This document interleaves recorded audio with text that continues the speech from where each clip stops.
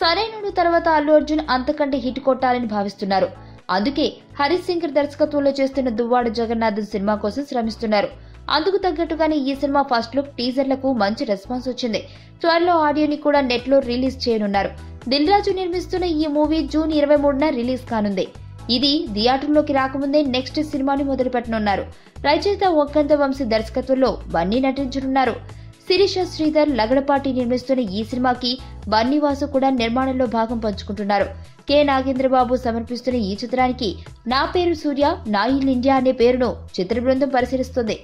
Young soldier గా అల్లు అర్జున్ నటిస్తున్న ఈ సినిమాలో తండ్రి పాత్రలో అర్జున్ నటిస్తున్నట్లు తెలిసింది. అర్జున్ కూడా గతంలో అనేక దేశభక్తి సినిమాలు చేశారు. ఇది కూడా ఆ జోనర్ కావడంతో వక్కంత వంశీ సీనియర్ నటుడు అర్జున్ ని కలవడం, నటించడానికి ఆయన ఓకే చెప్పడం జరిగిపోయాయని తెలిసిందే. ప్రస్తుతం నితిన్ లైవ్ మూవీలో నటిస్తున్న అర్జున్ ఈ మూవీ పూర్తయిన వెంటనే నా పేరు సూర్య నా ఇల్ ఇండియా టీమ్ తో కలవనున్నారు. నా పేరు ధనుష్ రిషి.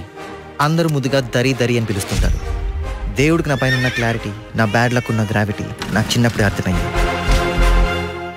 నా లైఫ్లో లక్ ఫ్యాక్టర్ రాంగ్గా ఉండొచ్చు, కానీ లవ్ ఫ్యాక్టర్ మాత్రం చాలా స్ట్రాంగ్గా ఉంది. ఒక మనిషి చేయి చూసి తన జాతకం మొత్తం చెప్పేయగలను.